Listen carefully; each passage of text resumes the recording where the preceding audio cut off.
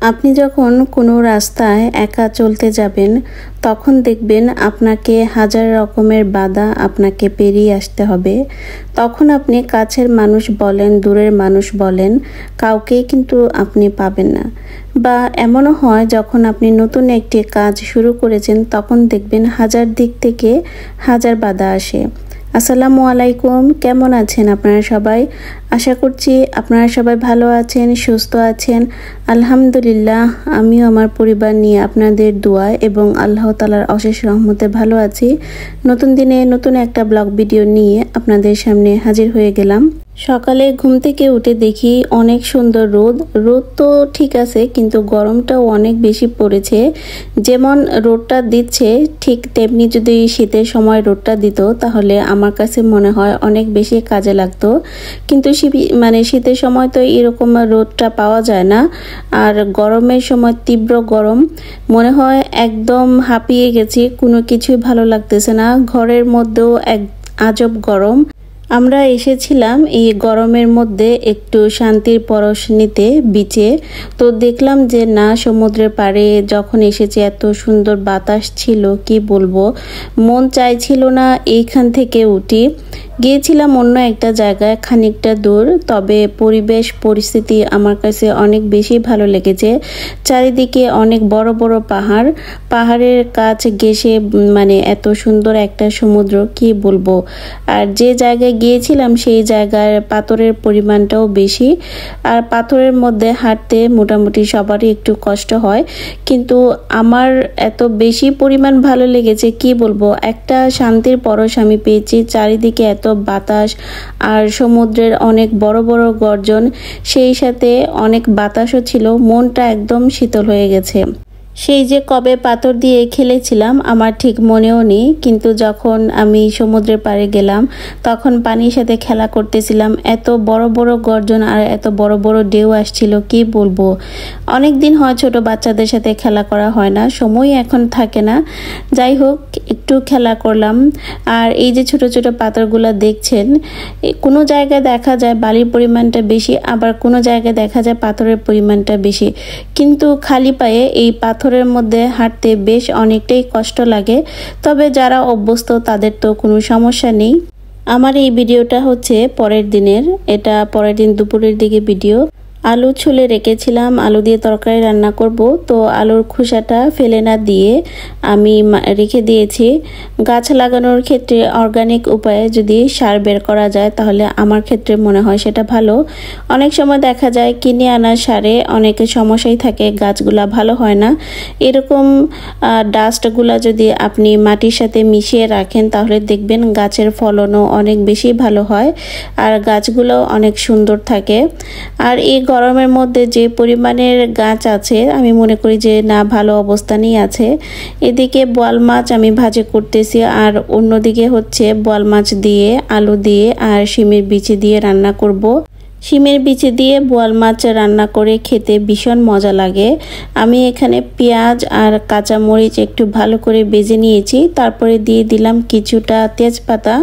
আর এখানে ছোট করে আলু আর শিমের বিচি আমি হালকা করে আগে ভেজে নিয়েছি, কারণ মাছ যেহেতু কষিয়ে আমি রান্না করব তাই সবজিগুলা আগে আমি ভেজে রাখলাম, নয়তো ভাজা হবে না, খেতেও ভালো লাগবে না। এখানে হচ্ছে আমি নুডলসের একটা বড় প্যাকেট এনেছিলাম। দেখলাম যে বাংলাদেশের যে নুডলসগুলো আছে সেটাই এখানে এসেছে। তো বাংলাদেশি যে কোনো জিনিস যদি দোকানে পাওয়া যায় সেটা তো আর ফেলে রাখা যায় না। মিস্টার নুডলস কত খেয়েছি বাংলাদেশে, সেটা তো বলার বাহিরে। তো যাই হোক, এরকম ফ্যামিলি প্যাক দেখলাম যে নিয়ে আসছে, তো এই প্যাকেটটা নিয়ে আসলাম। এখন একটু নাস্তা রেডি করব, হচ্ছে বিকালের যে নাস্তাটা সেটা রান্নার মধ্যেই আমি করে নিব, দুপুরে রান্নার মধ্যেই। কারণ বারবার এত চুলার ধারে কাছে যেতেও ভালো লাগে না, যেহেতু গরমের পরিমাণটা এত বেশি, মনে হয় না যে রান্না করে বারবার যাই। তো এখানে আমি 2 প্যাকেট নুডলস নিয়ে নিলাম। নুডলস নিয়ে হচ্ছে আমি রান্না করব। নুডলস রান্না তো আপনারা সবাই জানেন, এতে বলার মতো আর কিছু নাই, কিন্তু তারপরেও রেসিপি দিচ্ছি না, শুধু ভিডিও করার ক্ষেত্রে যেভাবে রান্না করি সেটাই আপনাদের সামনে তুলে ধরলাম। আজকের ভিডিওতে একটা খুশির খবর শেয়ার করব। প্রথমেই আমি ভিডিও শুরুতে যে কথাগুলো বলেছিলাম সেগুলা অনেকেই হয়তোবা শুনেছেন। আপনি যখন কোনো কাজ শুরু করবেন, যে কোনো কাজই আপনি করুন না কেন সেটা মন দিয়ে করার চেষ্টা করবেন। আর কোনো কাজ করার ক্ষেত্রে দেখবেন হাজার বিপদ আসে, হাজার বাধা আসে, হাজারের সমস্যা দেখা দেয়। এমনকি কিছু কাছের মানুষও দেখবেন আপনাকে সেই কাজে সাহায্য করে না। তখন আপনি বুঝে নেবেন যে আপনাকে পরিশ্রম করতে হবে। আপনাকে আপনার যে সফলতার রাস্তা, সেই সফলতার রাস্তাটা কিন্তু আপনাকে নিজেই খুঁজে নিতে হবে। আপনি যদি আপনার সফলতার রাস্তাটুকু নিজে খুঁজে নিতে পারেন তাহলে মনে করবেন সেই রাস্তাটুকু যতটুকু পরিমাণ কষ্ট করেছেন, সেই কষ্টের বিনিময়ে যখন আপনি সফলতা অর্জন করবেন তখন সেই কষ্টটা আর কষ্ট মনে হবে না। আল্লাহর কাছে আমি হাজার গুণ শুকরিয়া জানাই। অনেক ধৈর্য আর পরিশ্রম করে আজকে আমি এই জায়গায় এসেছি। আমি যতটুকু কষ্ট করেছি, যতটুকু পরিশ্রম আমি দিয়েছি আমার এই ইউটিউব চ্যানেলে, আমি সার্থক হতে পেরেছি। সবার ভালোবাসা ও আমার পরিশ্রমের ফলে আজকে সোনার হরিণটা আমার হাতে, অবশেষে গুগল অ্যাডসেন্স আমার হাতে চলে এসেছে। এই অ্যাডসেন্সটা প্রত্যেক ইউটিউবারের জন্য কতটা জরুরি, যারা ইউটিউবে কাজ করেন তারা বুঝতে পারবেন। অ্যাডসেন্সটা আসার পর আমি অনেকক্ষণ সেটা জড়িয়েছিলাম, অনেকক্ষণ সেটার মধ্যে হাত বুলিয়েছি। আমরা যখন ইউটিউবে কাজ করি তখন এই চিঠির আশায় কিন্তু আমরা বসে থাকি কবে সেই চিঠিটা আমাদের আসবে। অবশেষে গুগল অ্যাডসেন্স আমার হাতে। অনেক কষ্ট আর পরিশ্রম আর ধৈর্যের ফলে আজকে গুগল অ্যাডসেন্স আমার হাতে। এই পরিশ্রম শুধু আমার একার না, আমার পুরো ইউটিউব পরিবারের। আমার সাথে যারা এতদিন যাবৎ কাজ করেছেন, আমার কমিউনিটির মেম্বার, আমার সহযাত্রী যারা, তাদের সবার পরিশ্রমে কিন্তু আজকে আমি এখানে। বিশেষ করে আমি দুইটা মানুষকে ধন্যবাদ দিতে চাই মন থেকে, আইটেক হাসি এবং প্লে বেসিক। এই দুইজন যদি আমাদের পাশে না থাকতেন তাহলে হয়তো আজকে আমরা এই জায়গায় পৌঁছাতে পারতাম না। মন থেকে তাদের জন্য অনেক অনেক দোয়া আর ভালোবাসা।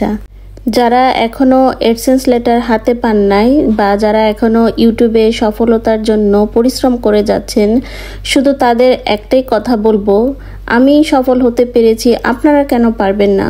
পরিশ্রম করে যান। কঠোর পরিশ্রমের ফলে আপনিও আপনার কাঙ্ক্ষিত জায়গায় পৌঁছাতে পারবেন। গুগল অ্যাডসেন্স পাওয়া মুখের কথা না, অনেকটা ধৈর্য পরিশ্রম নিয়েই কিন্তু গুগল অ্যাডসেন্সটা পেতে হয়। মনিটাইজেশন পরে অনেক কিছু দিক লক্ষ্য করে আপনাকে কাজ করতে হবে। যারা এই পর্যন্ত এসেছেন মনিটাইজ অন করার পর বা মনিটাইজ হওয়ার আগ পর্যন্ত চ্যানেলটা ছেড়ে দিয়েছেন বা অধৈর্য হয়ে গেছেন, শুধু তাদের একটা কথাই বলবো, কখনো ধৈর্য হারা হবেন না। মন দিয়ে কাজ করুন। মন দিয়ে কাজ করার ফলে আপনিও কিন্তু আপনার কাঙ্ক্ষিত লক্ষ্যে পৌঁছাতে পারেন। ইউটিউবে কাজ করতে গেলে অনেক বাধা আসে, সেই বাধাকে এড়িয়ে আপনাকে কিন্তু আপনার কাঙ্ক্ষিত রাস্তায় পৌঁছাতে হবে। এই কথাটা যদি আপনি মাথায় রাখেন তাহলে আপনার কিন্তু ইউটিউবে সফল হওয়া অনেক সহজ। আজকে অনেক কথাই বললাম, তো ভিডিওটা যদি আপনাদের ভালো লাগে তাহলে অবশ্যই লাইক কমেন্ট করবেন। চ্যানেলে নতুন হয়ে থাকলে চ্যানেলটা সাবস্ক্রাইব করবেন।